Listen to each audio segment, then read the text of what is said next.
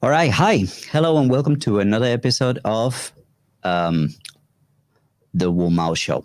Um, my name is Fernando Muñoz Bernal, and I want to welcome all of you, the new subscribers, the new viewers, the people who have followed me for some time, to another episode. Today, we're going to deviate a little bit from the topic of this show, which is basically talk about China and the world, to talk a little bit about Colombia, my country, and the unrest and the issues that we are experiencing now for almost 2 weeks.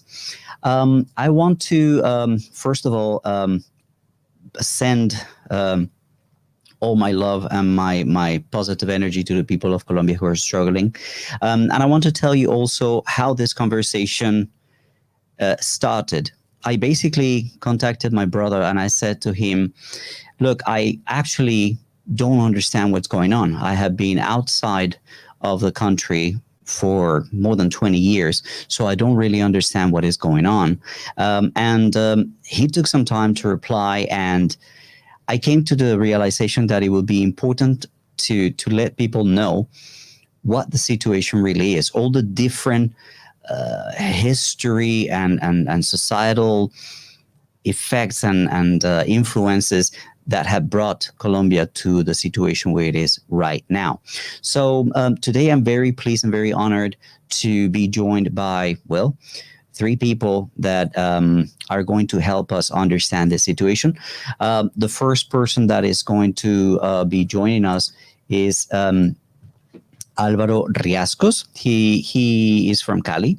He's a mathematician from the Andes University in Bogota. He has a PhD in applied mathematics from the Institute of Pure and Applied Mathematics in Rio de Janeiro. He has studied at UCLA, the Kellogg in Northwestern California, Caltech, Stanford University. He's also a visiting researcher at the IMF in Washington, also the Cowles Foundation for Economic Research at Yale. He has been a consultant for JP Morgan, the World Bank, and Inter-American Development Bank. And he has written for many publications like the Latin American Journal of Economics, the Journal of Monetary Economics, and Advances in Theoretical Economics, among many others. He also has a textbook that he uses to teach at a university in Colombia called Mathematical and Computational Methods in Macroeconomics. He's also a professor and researcher at economics faculty at the Andes University. And, well, he's obviously a person that is very logical and very well versed in this topics of the economy and society in Colombia. So I would like to welcome Alvaro to the chat. Alvaro, good morning in Colombia. Good evening here in China. How are you?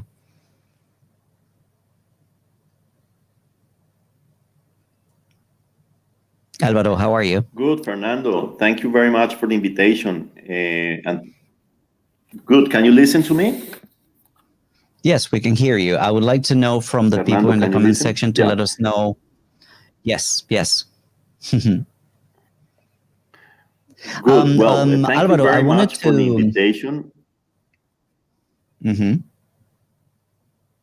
Fernando, and thanks for the introduction. I hope I can give my very narrow view of these topics that you want to talk today.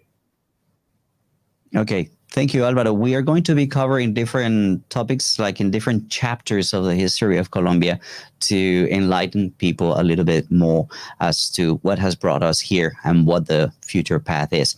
Now, the other person that is going to join us today is my brother. His name is Mario Muñoz. And, well, I let him introduce himself because it's kind of weird for me to introduce him at a professional level. So, Mario, welcome to the chat and welcome to the live stream. And why don't you introduce yourself?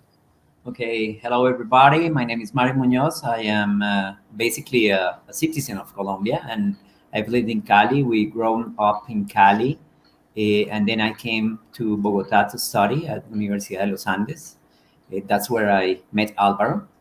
And I studied civil engineering, but right after that, I did a first master's degree on environmental engineering, and I applied my professional life to environmental issues, wastewater treatment, renewable energies, etc. I've been working for the private sector for companies in Colombia related to sustainability, basically. And then I did another master's in the UK on environmental governance. And that's what I do for a living. Thanks for the invitation, and thanks for this live stream that is a result of a conversation, a private conversation or family conversation on what's going on our beloved city of Cali. Yes. Okay. So that's a very important thing that I want to drive into people's minds, is that we all grew up in Cali, the city that has been hit the most, the hardest by the violence and by the unrest in the country. The fourth person that is coming to our stream is a journalist from America. His name is Dan Cohen. He is a filmmaker also based in Washington, D.C. In the United States, and he is the host of Behind the Headlines. He worked formerly for RT America, and he has contributed to Al Jazeera English and Alternate, Electronic Intifada, The Gray Zone, Middle East Eyes, Mondo Wise, and The Nation, and Vice News. So I would like to bring to our stream Dan Cohen. Dan, good morning. Welcome to the stream. How are you? I'm good. Just slammed my coffee, so hopefully my face will like wake up in a couple minutes.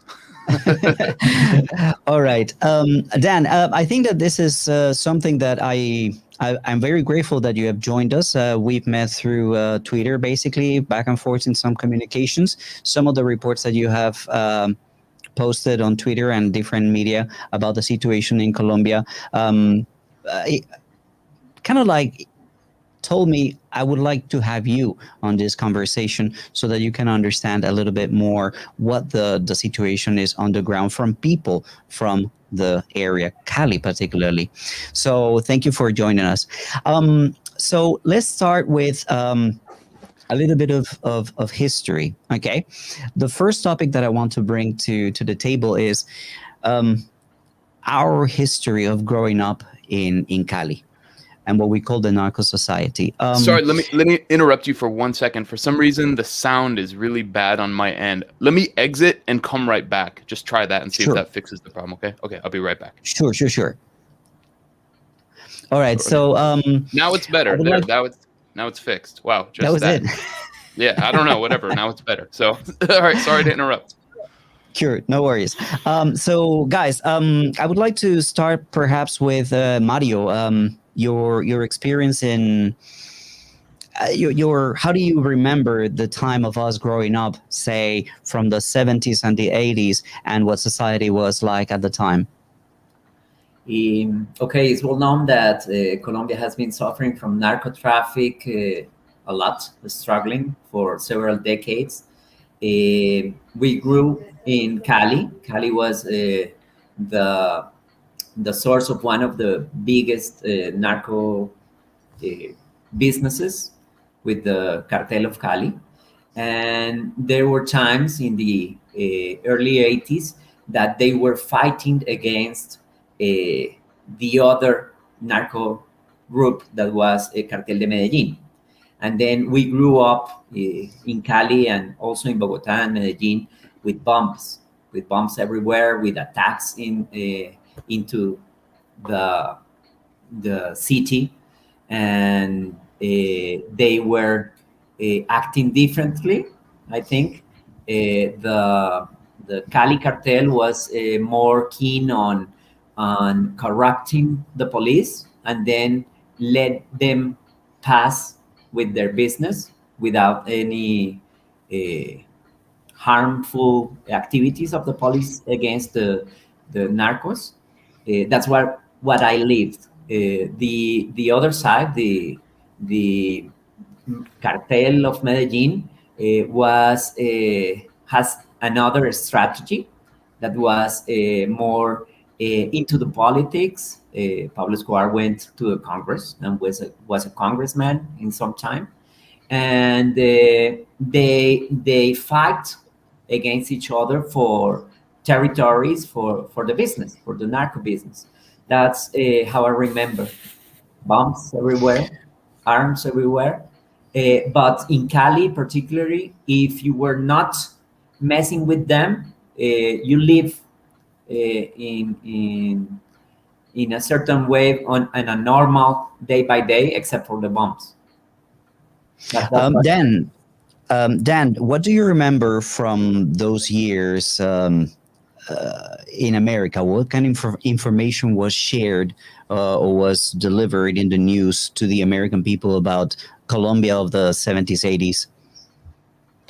I was born in 1985, so I wasn't around then, to be consuming media. So I really couldn't even speak to that.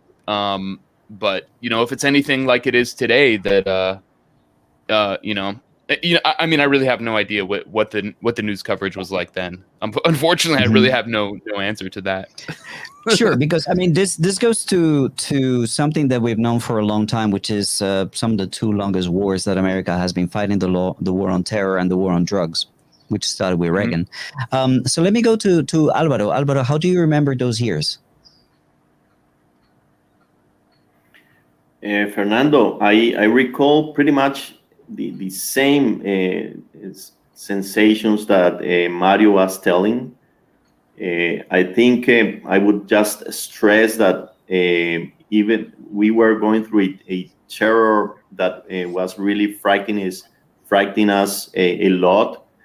Maybe in Cali, not so much. If you didn't mess with these people, that's true. But in Bogota, where they had, they wanted to make some, put some pressure on the government.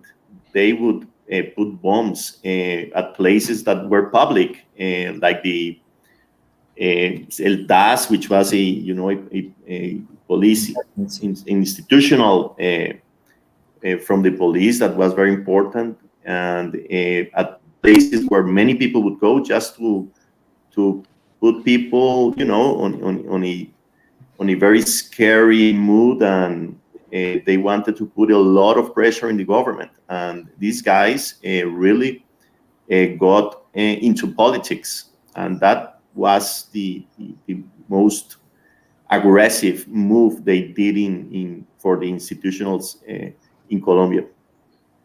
Colombia is a country of many, many issues and many actors, Dan. One of the main things that I remember was how the Revolutionary Army, which was kind of the left-leaning and looking for communism and trying to get the people, the population, to support a socialist, the communist agenda, how it was not something that most people in society, our circles, would really relate to. They were seen as the enemy. What do you know about some of these revolutionary armies in Colombia, Dan? Well, I mean, obviously you're talking about the FARC and presumably the ELN too, the National Liberation Army. Yeah, I mean, there's no doubt that these are revolutionary left-wing groups seeking, to overthrow the government and install a socialist system. And, the conflict between these groups and the state has, killed enormous amounts of people. But I think it's important, at least from my perspective, and honestly, I'm so interested in hearing what you three guys have to say. I mean, you're Colombians who've been, you grew up there and have been this. You're part of it. I mean, I'm just a journalist, kind of following it, and trying to observe the complicity of my government, the U.S. government, which is so plays such a fundamental role. But I mean, it just seems to me that even without this armed conflict, there is still a class conflict that the ultra wealthy in the country control the vast majority of the land, the resources, and this has been that way for decades. And so, whether there's a peace agreement or not, if that situation remains where you have mass poverty, like you do today, I mean, the official statistics are 43% of Colombians are in poverty, and 15% are in extreme poverty. And, I mean, I'm sure you guys know what that looks like well. that people can't eat. They can't put food on the table. They can't feed their children. And so unless the government takes care of, addresses those issues, there's no way armed conflict is inevitable. Or just, people just die and that's it. So that's my sense, is that, until the government actually addresses those fundamental problems of this, kind of, what you might say is like non-terroristic warfare of just everyday starvation. It doesn't have to be through bullets and bombs. Then, nothing's going to change. And we know, of course, that the government is very much in bed and frankly controlled by drug trafficking cartels, international drug trafficking cartels. And I think what you guys are describing, the violence, that you witnessed growing up in the 70s and 80s, that's the consolidation of the drug cartels, battling for power and infiltrating various levels of the government. And, in particular, since the Uribe years, his political rise has really, you can kind of follow his rise with the consolidation of power of the drug cartels, to the point where when I talk to Colombian journalists, I interviewed Gonzalo Guillen, the top Colombian investigative journalist recently, and he just describes it as absolute. The power of the drug cartels is absolute. So, I think, these are the fundamental issues, at least some of them, that Colombia is facing. And that's why these insurgent groups have existed for so long, and why they were able to draw in so many people to their ranks. Why, so many poor farmers and sons and daughters of poor farmers decided to join the FARC, and and this sort of thing. I think that one thing that is often misrepresented or not explained or not seen in international news or in the media is the link between the FARC, the revolutionary armies, and the drug dealers and the narco traffickants and the business of drugs. There was a point in Colombia where everybody was shooting at everybody, and I think that Uribe was a very pivotal person. That was a pivotal moment when he was able to bring some kind of peace, so to speak. I would like to ask Alvaro, what do you remember about the period of time before Uribe and after Uribe, and what did that represent for the present of Colombia? Thanks, Fernando. I actually would like to just mention that I disagree in most of what Dan said. I really don't see the drug dealers and the narco society becoming strong under Uribe. And this idea of the fact that we are poor and there is a lot of inequality, and that this explains everything, it's very hard to sell. People have been able to sell it internationally, but if you see, many countries have a lot of poverty, inequality, and that doesn't mean they have these strong guerrillas. And in a sense, what these guys found, they grew up from the lack of political participation. And that, in a sense, made sense in the early 60s and 70s, that we had this whole movement of a leftist. And we had Cuba and we had El Che Guevara. But then early 70s and 80s, this became a real mess. It's not related really to, you might say that everywhere, but these guys have a business. And the business is related to drugs. And that's why we have all this mess here in Colombia. Now, it's fine if they continue saying that this is related to empowering the poor and taking down the rich. I mean, if they want to say that, that's fine. But I don't see what's the alternative. I just look at Venezuela, and it's all wrong. Everyone is poor, except a few guys from the government. So fine. I mean, I just disagree a bit on Dan's perspective. And regarding Uribe, he did some things which were very costly for our country, but he came in a moment that this was totally a failed state. At some point, you couldn't go out from Cali to 3 kilometers from Cali. It was totally unsafe. We had kidnaps everywhere. It was terrible. So he did put a little bit he organized a little bit of the country at a cost, of course. And I just think that what he did was much, much more better for the country than the cost we had to pay in terms of our institutional, fragility that we have been kind of correcting since he left. But at one point, we were just a failed state, and I think he helped to put things on track. Mario, you wanted Yes. to point something out? Yes, 2 or 3 things. I think the word is not black or white. It's a full scale of grays.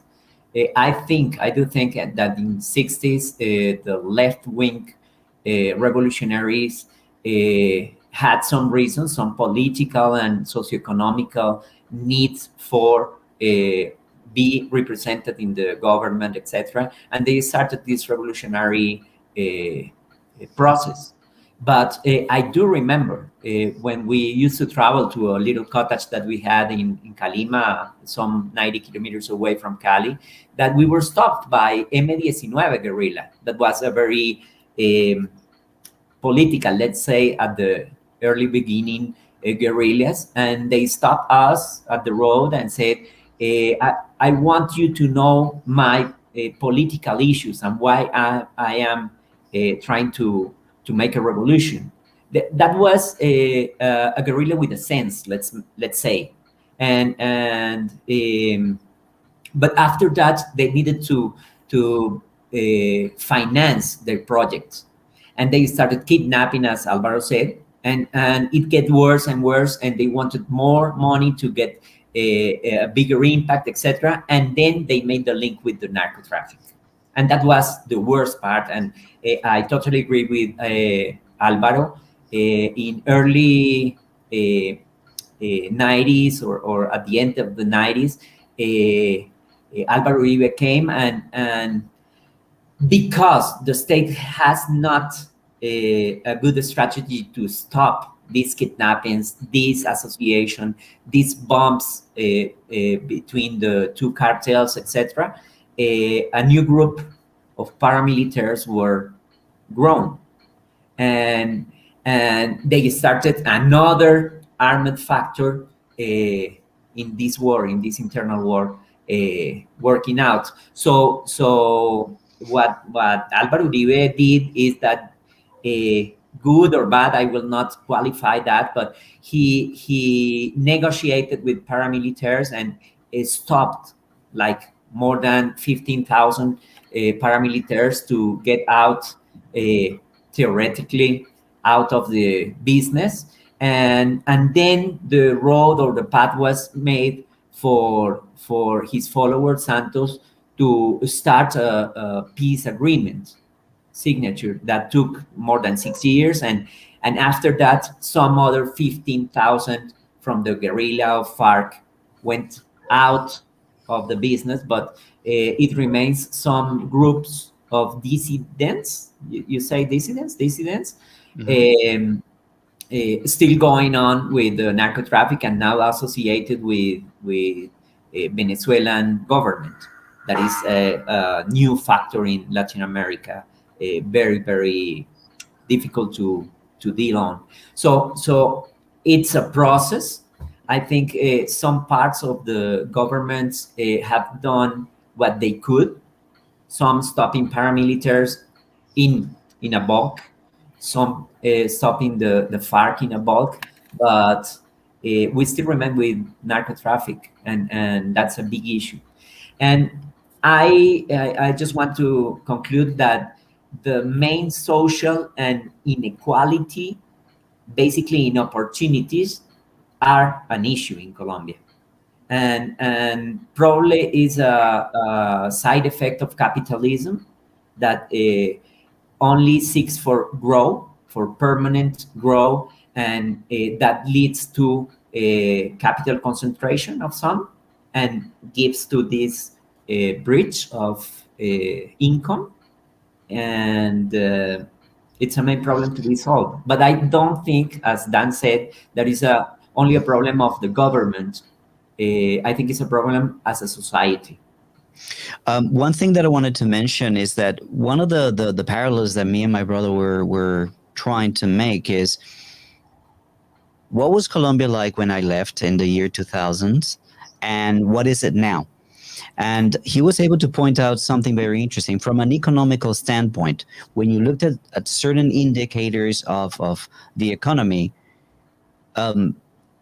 Colombia was doing great.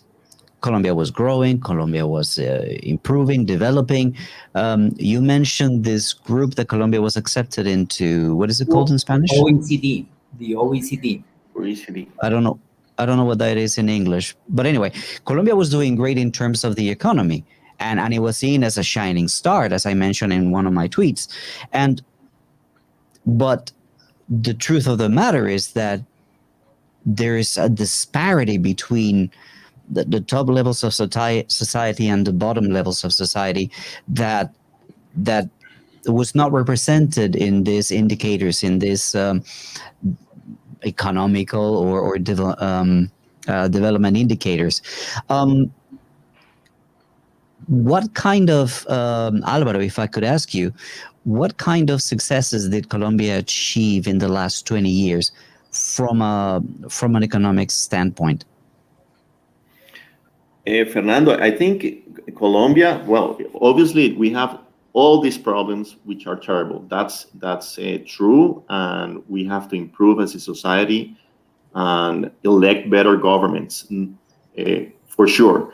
Now, if you look the social indicators of the country, these have improved permanently in the last 40 years. I can only mention you one, which is really a dramatic and maybe the most important social reform in the last 30 years in Colombia, which came from the government, from a well-designed plan for health in Colombia, from a guy which was really into doing a social good, and came up with a reform that where we used to have only 20-30% of our population had access to health.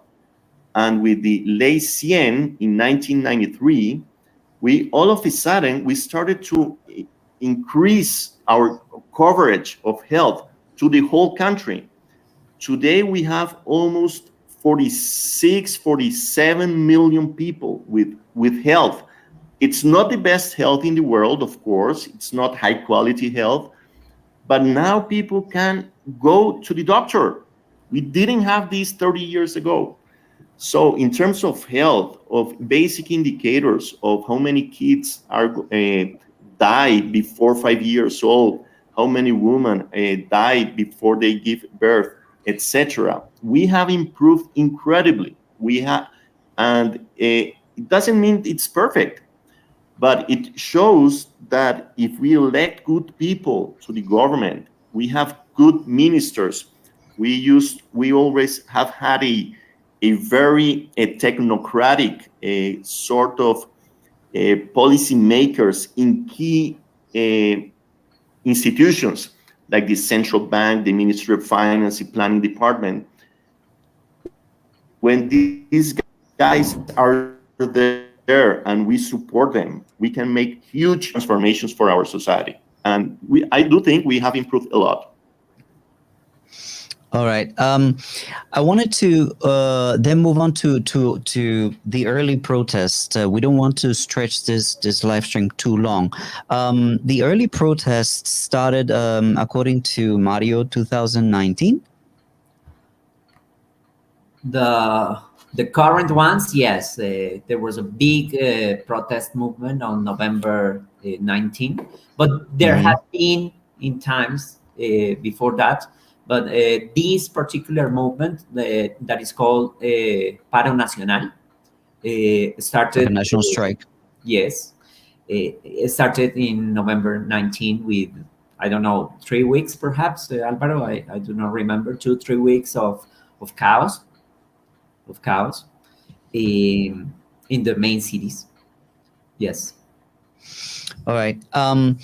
Now, what are we seeing today? And in particularly, what we're seeing mostly is a lot of issues in Cali. So, what are the reasons for Cali being hit the hardest?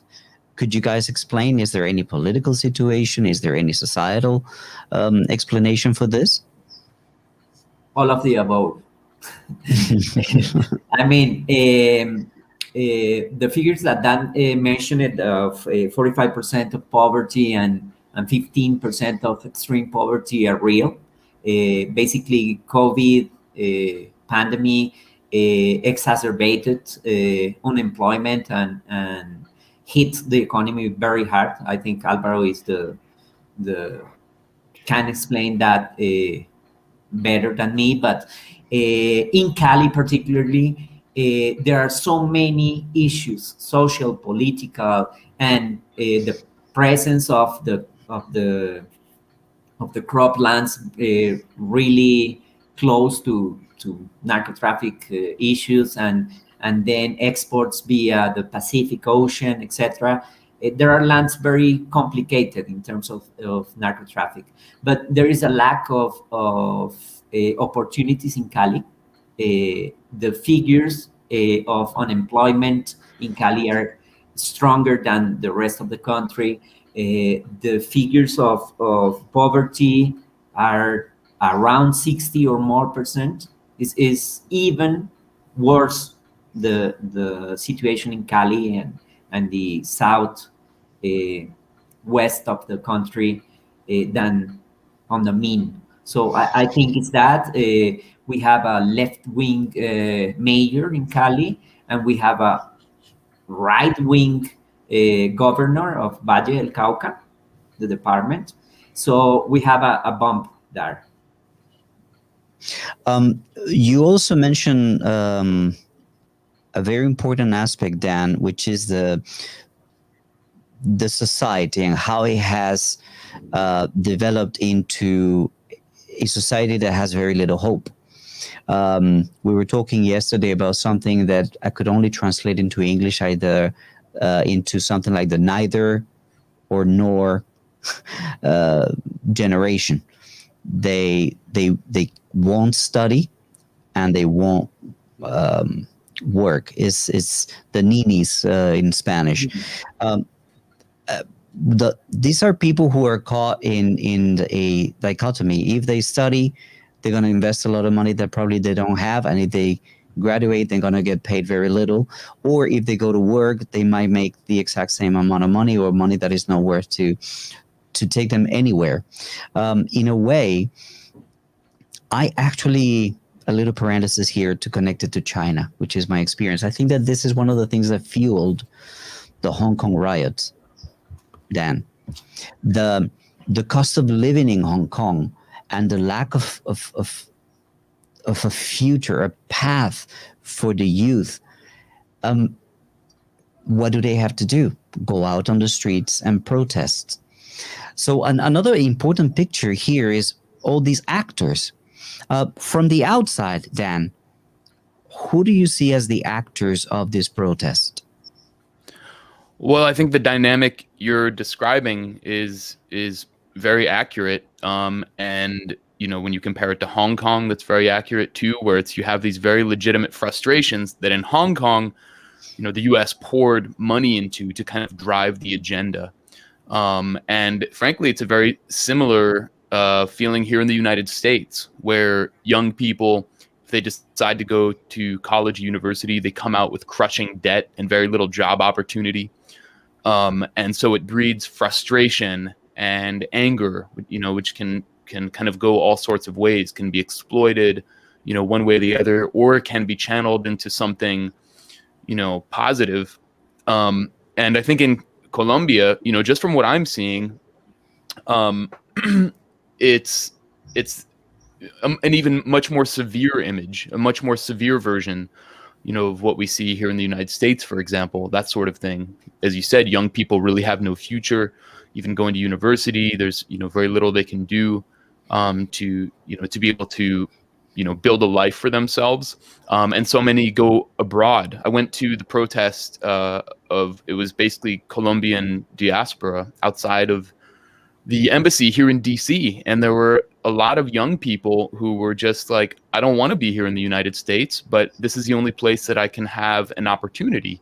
One girl told me, I work 2 jobs here so I can send money back to my family in Colombia, remittance. And she's working 2 jobs in order to be able to do that, and it's really heartbreaking and devastating. And so I think, this is the fundamental issue, is that it's more than it's bigger, than, as I agree with you guys, it's bigger than drug trafficking cartels. It's the economic system. This is a product of Western capitalism, of the U.S. The U.S. style economy of neoliberal economics, where the politicians are basically, puppets of international corporations. I mean, even if we look at one of the reasons for the protests right now, one of them, and there are many, is the resumption of spraying glyphosate, the Monsanto weed killer that for many years was sprayed all over coca leaves, and had very little actual impact in terms of reducing the amount of coca grown and cocaine exported from Colombia, but made farmers very, very angry at the government for doing this. This is being pushed by the ruling party, the Democratic Center Party, and it was revealed a couple of weeks ago that one of the politicians, whose name escapes me right now, I'd have to look, who's pushing it, is married to the representative of Bayer, who owns Monsanto.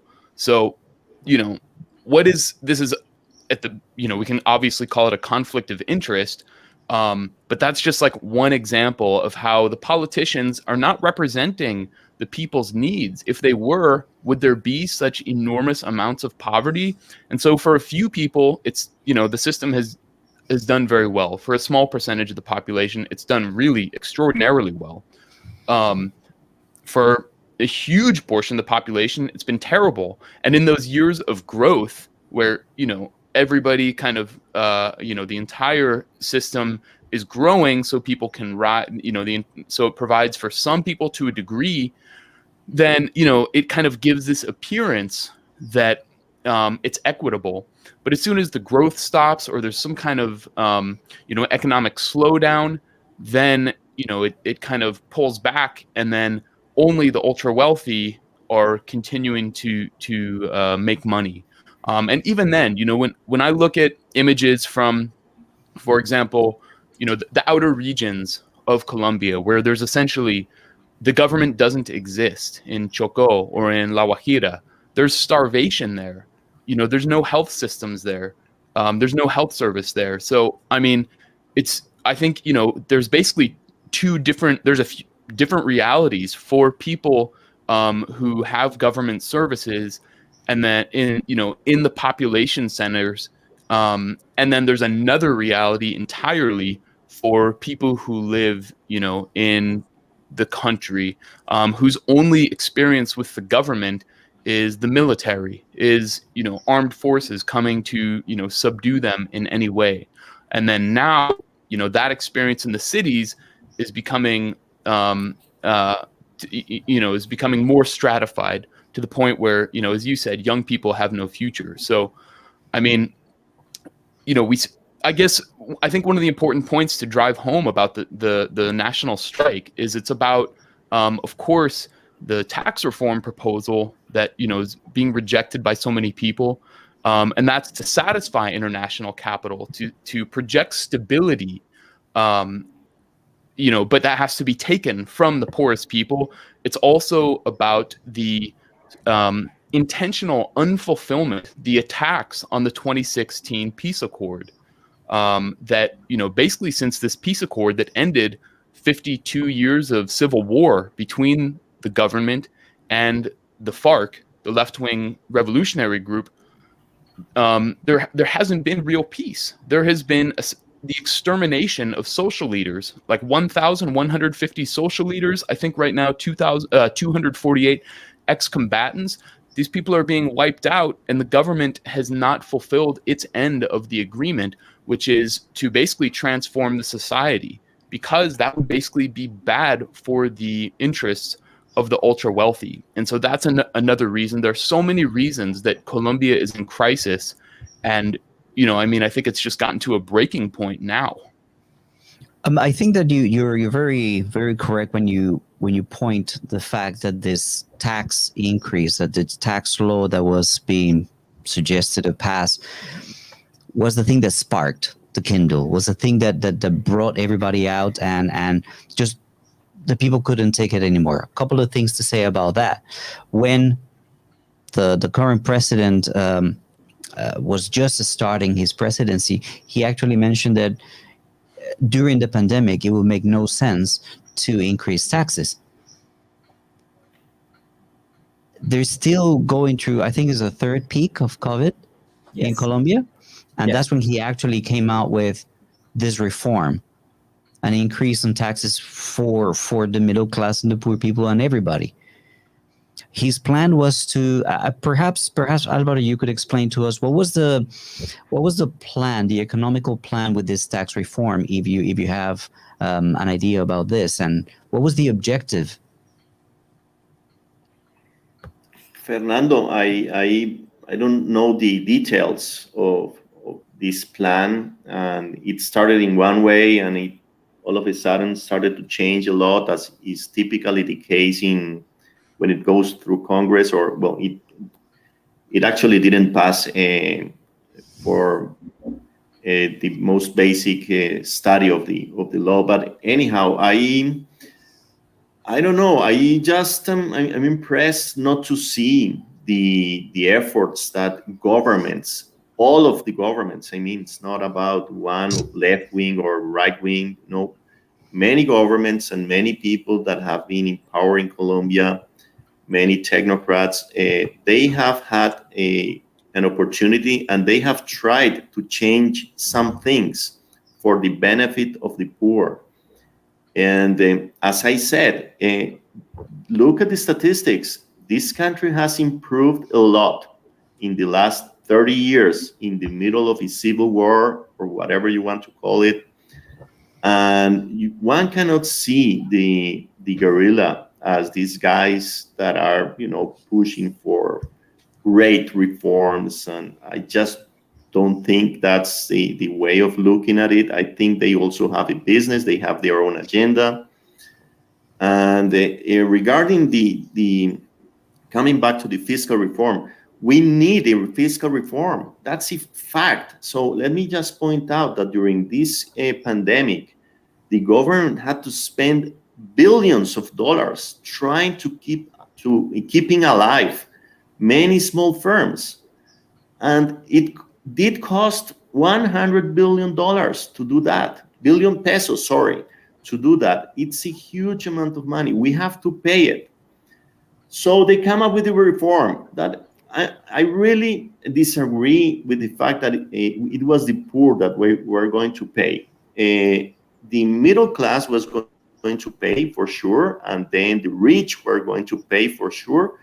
But the middle class in Colombia, it's a middle class that don't pay much taxes. So they try to increase this base to be able to collect more funds. And yes, maybe it was a wrong moment to do it. But let me just tell you one thing. the current strike and the leaders of this strike they have put a list of petitions to the government to negotiate. Only that costs the country 80 billion pesos. That's $20 billion. We just don't have only 25 billion pesos. What these guys are asking is for their petitions cost 80 billion pesos. Who is going to pay it? I really don't see. It's very hard. I mean, we are a poor country or middle income country. We just have to go slowly, step by step, trying to improve our institutions.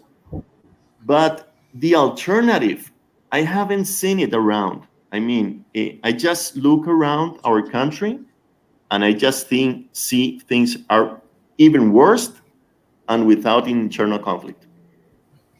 I have to mention something related to COVID because looking at the statistics, I mean, you mentioned that Colombia has spent 100 billion pesos in fighting COVID.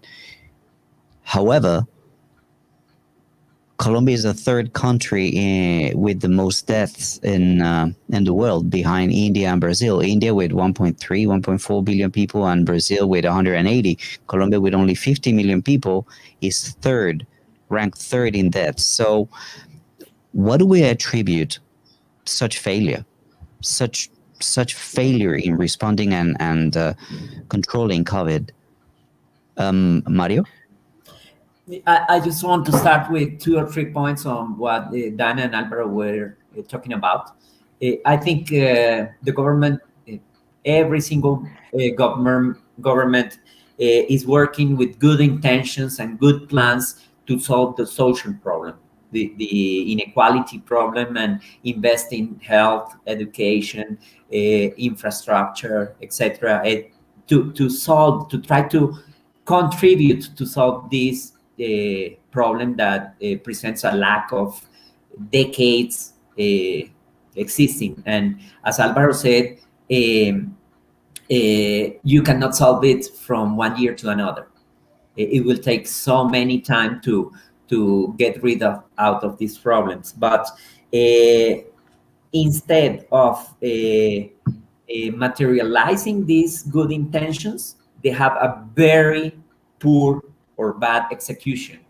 And I mean, I know by the example that you meant that several economic help for enterprises were done by the government to help to the economy to go on the pandemic. I know the case. My girlfriend has a small business, 5 people business, and tried to reach these credits. There were soft credits, and the government had to raise the, how do you say, Alvaro, el respaldo, the Support. The support, yes, for the fees that the credits were going to give to the enterprises, from 60% to 90%. So if you fail to pay, the government will pay the 90%, and the banks didn't do it. The banks prefer to give this money to the big companies that they know they will pay. They have the opportunity to pay, but also they will have to deal with a few. So you put billions of pesos of help, of economic help, to help the low firms, the pymes, the small and medium enterprises. But it's easier. If I were in the government, I say you have to make, I don't know, 10,000 contracts with this help, or you have to make 10 with the 10 biggest companies. I would prefer to do the easiest way. And that's what happened. She tried and tried and tried with several banks, and she couldn't get access to this help. So it's a problem of execution also. And not to talk about corruption. Sorry, I was talking about the first one. the first thing, not the one that you were asking, but I have to say it. Sure. Why don't we talk a little bit about what's next? I mean, we're coming to 50 minutes and we said we were going to do it about 30, 45 minutes. Why don't we talk about what do we see is the way out? We're already going into what? This is day 12 of this situation. What do you see the developments towards the future? What's the way out? What is the ideal way out? And what do we think is going to happen? Alvaro. Well, Fernando, I have no crystal ball whatsoever. This is really getting bad. But, I have to be also a bit optimistic. The president came to Cali, and he has negotiated some interesting things for the young, which I think it's important. It's going to cost, but it's an investment at the end. He agreed to give a free education for the lower classes, stratum 1, 2, and 3. That's one step forward. And if you look at some of the other things they want to negotiate, I don't think the young itself, but these guys that are the leaders of the unions, and I don't know if they have some political support or whatever from some parties, but they are asking for things that are just impossible. You don't create wealth from one day to the other. If you cannot allow them to ask for no privatizations at all, they are asking for a minimum rent. That sounds great. I think that's fantastic, but it just costs almost $18 billion. That's almost 8% of our national production. It just doesn't work like that. I mean, we are not a machine. We are not the US making money, or a Western country. We are a middle country, a middle income country. So my way out of this is, I think they have done good steps, but it just takes a bit of rationalizing a bit what they are asking, and yes, asking the government to negotiate with them. And to be honest, I think we do need a little bit more of authority. It's not credible in any way that we have all these blockades in the city. People are really starving now. I mean, and it's everyone. So what's the whole point of having these violent protests against the public good? I mean, the public transportation of the city, the one which is used by all the young people to go to university, the public university, totally destroyed. What's the whole point of that? So I do think we need authority, and we need to negotiate. That's great. Let's negotiate, and the government will do what they can do, I'm sure. But I mean, these violent people, it doesn't make any sense to do not allow, drugs to get into the city, oxygen for the people that had COVID, food for the poor. They are not going to create any wealth out of that. Just poorness for everyone. And people are suffering that. The irrationality of people, just rioting, opportunistics. People who are just grabbing the opportunity that they have to disrupt and to steal whatever they can steal, and vandalize whatever they can vandalize. And Fernando, sorry, I should say that most of the people most of the young people are doing the right thing to protest peacefully. And those guys are going to have a chance to negotiate with the government. But these violent people, which are just a few, doesn't make any sense what they are doing. Dan, do you have any questions? Is there anything that you would like to understand better? I mean, I have a couple of comments. One thing, I think what Alvaro said about, the government basically not being able to provide that kind of money, I think that's a fair point. And I think that's, more, I think it's really a function of the economic system. I mean, there is an immense amount of wealth in Colombia, but I wonder, I don't know the figures, but how much of that wealth is taken out of Colombia by international finance?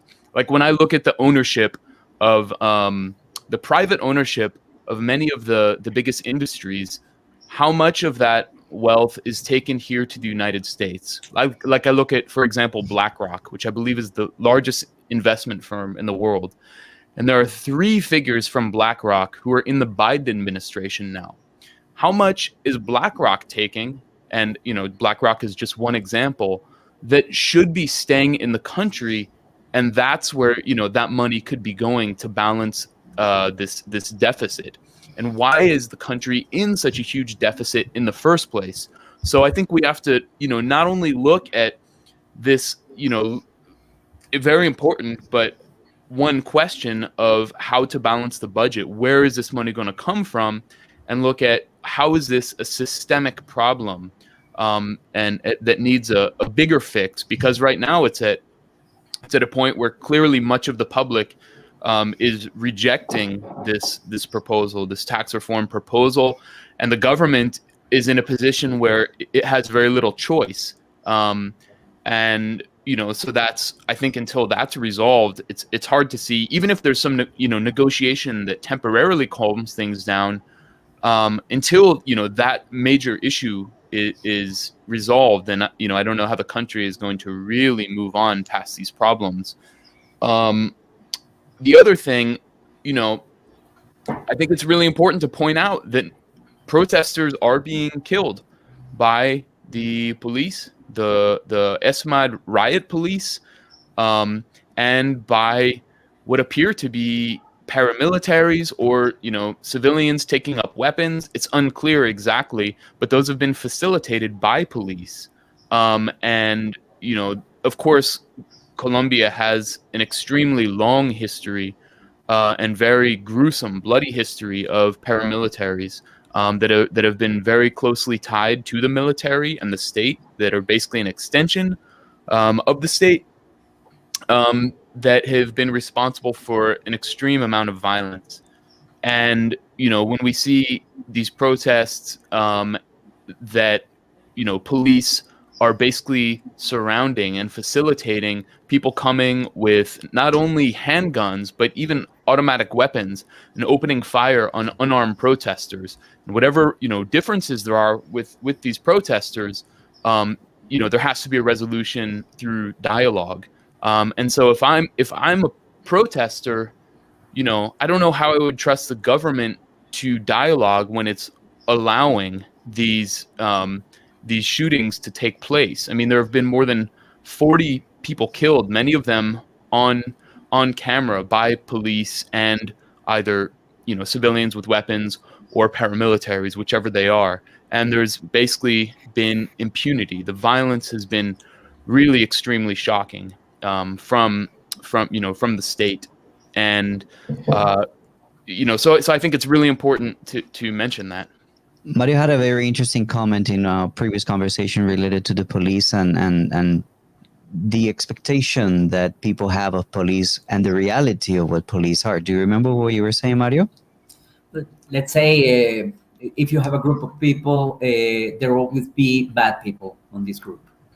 I mean, violence is not the way. Violence coming from rioters, violence coming from whichever the group you want, illegal groups, narco traffic, etc., is not good. But also from the armed forces of Colombia is not good. But you will have it. You will have it in every family, in every society, in every city, in every group of people. There will always be bad people in there. So there have been excesses from the police that had been caught in camera, etc. But I mean, violence is not the way. I think it has to be examined and prosecuted by law, either from the rioters or the police or the state units, they have to be judged, and hopefully justice will work well for them. So that's a point. But what I mean is the ways of going out. I think there have been 2 or 3 very interesting points in these few days, because yesterday he went. The president went to Cali to negotiate with the young people, and all of a sudden, he could pay for zero education, for zero cost education for the low levels of society, stratus 1, 2, and 3. So why does he have to make such a big mess with a tributary reform, having the money? He said, no, we have made some savings in some budget that we have, and we could pay for zero cost education. That's what I mean, that he has good intentions, but very bad execution.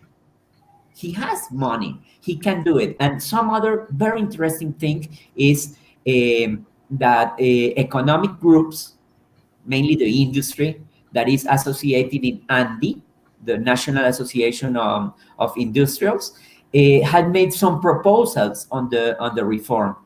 And he said, okay, I have been given several benefits, tributary benefits from past reforms, and I would like to make a stop for that and wait for the entrance of operation of these benefits, and you will save X amount of billions. That's what our contribution. I think that's the way.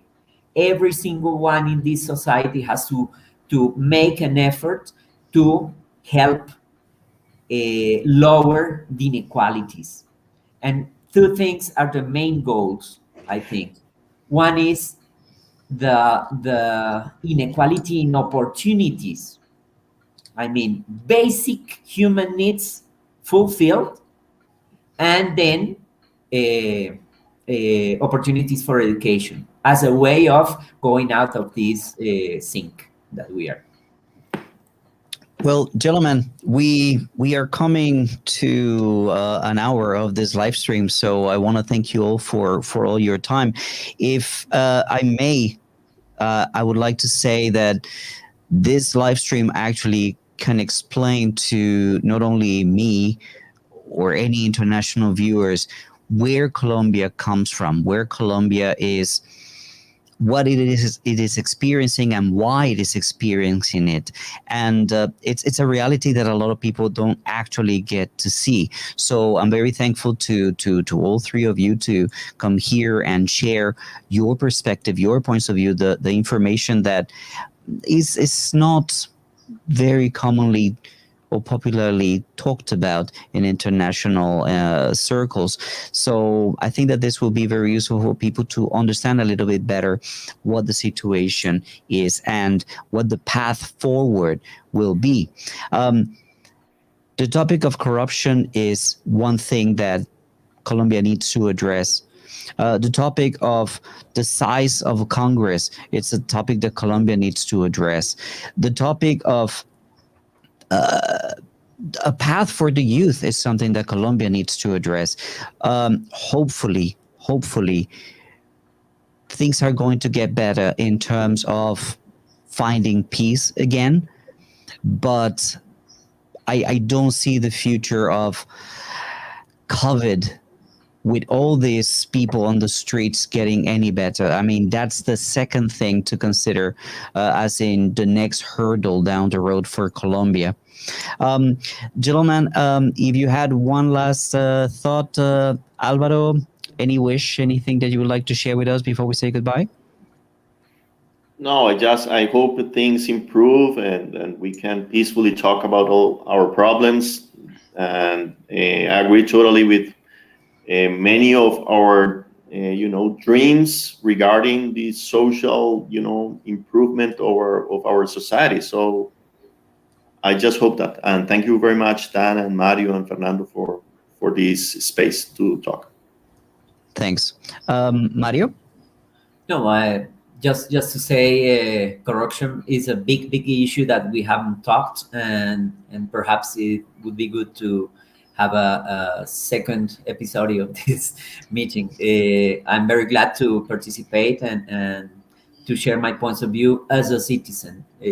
As I said, I am not a political scientist or something like that, or economic expert, but I mean, I live in Colombia, and I am worried about equalities, and I think that the extreme positions of left or right wings are not the solution, and I think everyone has to give a little bit to solve the social problems, and it will take so many time, decades. And that's like a message for the rioters and for the negotiators of this paro nacional is don't try to solve everything in 1 month.